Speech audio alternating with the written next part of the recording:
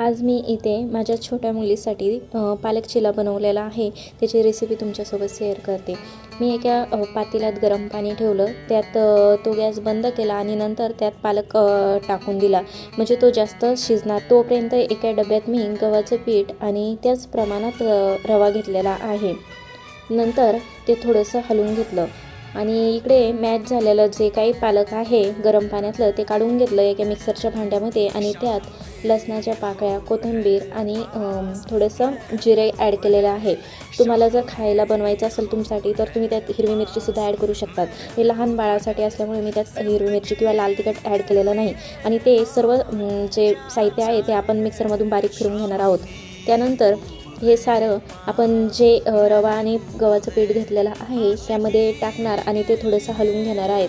त्यात थोडंसं मीठ ॲड करणार आहे। त्यानंतर मी एक कांदा आणि थोडंसं गाजर होतं ते घेतलेलं आहे। गाजर थोडंसं किसून घेतलं, कांदा बारीक चिरला आणि ते त्यामध्ये ॲड केलं आणि ते परत एकदा हलवून घेतलं आणि मग गॅसवर तवा ठेवला आणि थोडंसं त्याला तेल लावून घ्यायचं आणि त्यानंतर ते जे आपण मिक्स केलेलं जे काही बॅटर आहे ते आपण त्यावर घालणार आहोत आणि त्याला थोडंसं गरम होईपर्यंत तसंच ठेवणार।